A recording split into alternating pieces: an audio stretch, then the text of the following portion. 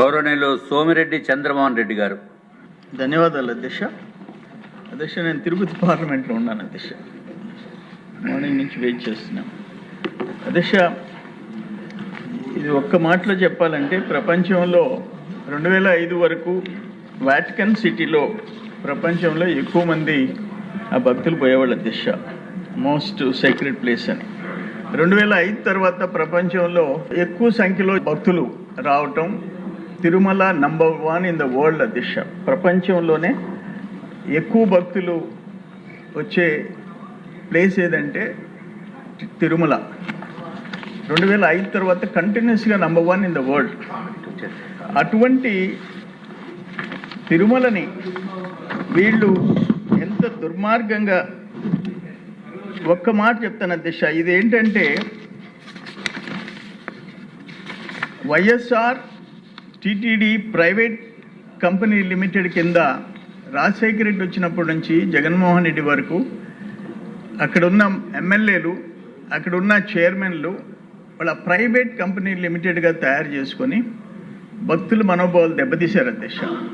క్షమించరాని నేరం అధ్యక్ష. ఫర్ ఎగ్జాంపుల్ నేనేమంటానంటే అప్పుడే రాజశేఖర రెడ్డి ఉన్నప్పుడే 2004లో టీటీడీ మీద స్పెసిఫైడ్ అథారిటీ అని చెప్పేసి దానికి రెవెన్యూ సెక్రటరీ డిసి రోసేని చైర్మన్గా, అంటే టీటీడీ బోర్డు, ప్రభుత్వం, ఎండోమెంట్ డిపార్ట్మెంట్, ఎండోమెంట్ మినిస్టర్స్, ముఖ్యమంత్రులు ఇంతమంది ఉంటే ఒక స్పెసిఫైడ్ అథారిటీ అని చెప్పేసి రాజశేఖర రెడ్డి తెచ్చాడు. మళ్ళీ భక్తులు హిందువులు ఆందోళన చేస్తే ఉపసంహరించుకున్నాడు అధ్యక్ష. అంతకంటే ఫస్ట్ టైం ఆలయ పరిధి కేవలం 27.5 చదరపు మీటర్లుగా ఆంధ్రప్రదేశ్ పంచాయతీరాజ్ శాఖ 338 జీవో సెప్టెంబర్ 16, 2005 అధ్యక్ష. రాజశేఖర రెడ్డి పుణ్యం ఆయన తెచ్చాడు. 27.5 చదరపు కిలోమీటర్స్కి పరిమితం చేశాడు అధ్యక్ష. అప్పుడు కూడా భక్తులు తిరగబడ్డారు, పీఠాధిపతులు, సాధువులు అందరూ తిరగబడ్డారు. మళ్ళీ వెనక్కి వచ్చి 1996లోనే ఒక హైకోర్టు ఉత్తర్వు ఇచ్చి ఉంది, దాని ప్రకారం వెనక్కి తీసుకుంటున్నాం. మొత్తం అంటే జీవో 746 ఇచ్చినాడు. మళ్ళీ 322.68 చదరపు కిలోమీటర్ల ప్రదేశం శ్రీనివాసుడికే చెందుద్ది అని చెప్పేసి జీవో నెంబర్ 746 తెచ్చి 2007లో వెనక్కి తెచ్చుకున్నాడు అధ్యక్ష రాజశేఖర్ రెడ్డి. ఆ 1996 హైకోర్టు ఆర్డర్ని చాకుగా పెట్టి మళ్ళీ వెనక్కి తీసుకున్నాము. ఆ మొదటి ఇచ్చిన ఆర్డర్ని 27.5 చదరపు కిలోమీటర్లే పరిమితం అని ఇచ్చిన ఆ జీవోఎంఎస్ నంబర్ 338 రద్దు చేస్తూ కొత్త జీవోని తేవడం జరిగింది అధ్యక్ష. ఇవన్నీ ఇటువంటి దుర్మార్గాలు అక్కడి నుంచే స్టార్ట్ అయిపోయినాయి అధ్యక్ష. ఇక చెప్పాల్సిన అవసరంలే. ముఖ్యమంత్రిగా ఉండి కల్తీ మద్యంతో డబ్బుల కోసం 30,000 మంది దాదాపు ప్రాణాలు పోయినాయి.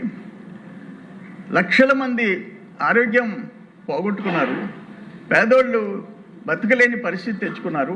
అన్నిటి కారణం ఎవరో తెలుసు మనకి. ఈరోజు ఆ కేసు జరుగుతుంది. దానికి ఎవరు వెనక బ్యాక్ బోన్ ఎవరు, బాస్ ఎవరు, డాన్ ఎవరు అందరికి తెలుసు.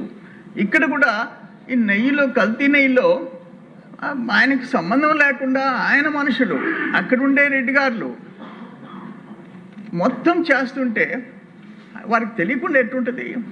నేను ఒక్క మాట అంటాను. ఇప్పుడు కాళ శ్రీనివాస్ గారు చెప్పారు, మంత్రి గారు ఈరోజు చదివిన రిపోర్ట్లో అస్సలు బ్యాక్ బోన్ సంగతి ఎత్తకుండా అధికారులు, ఇంకో కొంతమంది అధికారులు ఉండారని అన్నారు తప్ప, అంటే టీటీడీ చైర్మన్లు, అక్కడ పెత్తనం చేసిన ఎమ్మెల్యేలు, జగన్మోహన్ రెడ్డికి రైట్ టు లెఫ్ట్ హ్యాండ్లు, వాళ్ళని గురించే మెన్షన్ చేయకుండా. మాకు ఒకటి బాధ ఏంటంటే దిశ, మనం అధికారంలో ఉన్నాం బిట్వీన్ 2014 and 19, అరౌండ్ 18, నేను అనుకుంటాం 2018లో ఆనాడు విజయసాయిరెడ్డి ఘోరంగా చంద్రబాబు నాయుడు గారి ఇంట్లో పెరట్లో పింక్ డైమండ్ ఉంది అని చెప్పేసి మాట్లాడినప్పుడు మేమందరం అనుకున్నది ఏంటంటే, ఒక ఐపీఎస్ ఘోరంగా చంద్రబాబు నాయుడు గారి ఇంట్లో పెరట్లో పింక్ డైమండ్ ఉంది అని చెప్పేసి మాట్లాడినప్పుడు మేమందరం అనుకున్నది ఏంటంటే, ఒక ఐపీఎస్ ఆఫీసర్ని తెచ్చి బొక్కలో వేసి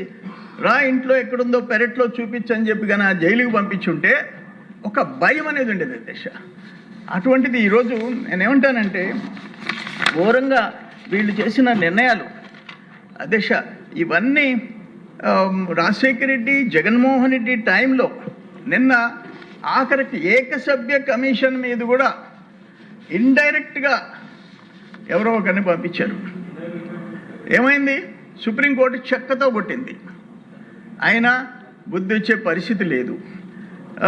పరకామణి కేసులో డాలర్లు దొంగతనం చేసినోడు దొరికాడు, రాజీ చేసేసుకున్నారు. కంప్లైనెంట్ ఆత్మహత్య చేసుకున్నాడు రైట్ కట్ట మీద. ఆత్మహత్య అది హత్య అని చెప్పేసి ఆఖరణ తలనీలాలు మయన్మార్లో అమ్ముకుంటుంటే ఒక ఆయన దొరికిపోయాడు. తలనీలాలు కూడా వదిలిపెట్టలే. అటువంటి పరిస్థితి గత 5 సంవత్సరాలు అంతకుముందు కానీ మనం చూసాం. మాకు ఎవరికైనా ఇప్పుడు మేము వెలంగిణి మాత చర్చి బీచ్లో ఉంది, వాళ్ళు వచ్చి ఫాదర్స్ అందరూ వచ్చినారు.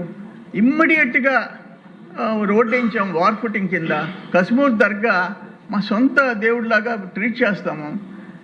అందరూ ఒకవేళ మేము ఒక మతం కావచ్చు, ఇతర మతాలని గౌరవిస్తాము, వాళ్ళని పూజిస్తాం, దాంట్లో నో డౌట్. బట్ ఇంత ఘోరంగా ఒక హిందూ ప్రపంచంలో ప్రఖ్యాతిగాంచిన తిరుమల విషయంలో ఇంత దారుణాలు చేయటం, అసలు కల్ప్రిట్స్ ఎవరో వాళ్ళని ఇంతవరకు చర్యలు తీసుకోకుండా పోవటం ఎవరు డైజెస్ట్ చేసుకోలేకపోతున్నారు అధ్యక్ష. ఆఖరికి ఏంటంటే బిల్ గేట్స్ 99% ఆయన ఆస్తిలో ఆదాయంలో 99% 145 దేశాలకి పేదోళ్ళ ఆరోగ్యాల గురించి, చదువు గురించి ఖర్చు పెడుతుంటే దాని గురించి తల్లి చెల్లి ఆస్తులు కూడా లాక్కున్న ఆయన అభిమానులు ఘోరంగా మాట్లాడుతుంటే ఎందుకు ఇంత తెలుగు వాళ్ళకే చెడ్డ పేరు తెచ్చే, తెలుగు జాతికే చెడ్డ పేరు తెచ్చే పరిస్థితులు ఈరోజు చూస్తున్నాం అధ్యక్ష. అందుకని ఫైనల్గా ఇప్పుడు అందరూ మాట్లాడినారు, చాలాసేపు మొత్తం మాట్లాడారు, నేను ఎక్కువ టైం తీసుకోవట్లేదు. నేను మా అందరి డిమాండ్ ఏంటంటే అసలు బ్యాక్గ్రౌండ్లో ఎవరుంటారు, ఆ నాయకులు ఎవరు, ఈ దోపిడీదారులు ఎవరు, వాళ్ళ మీద చర్యలు తీసుకునే విధంగా ఏకసభ్య కమిషన్ ఉంది.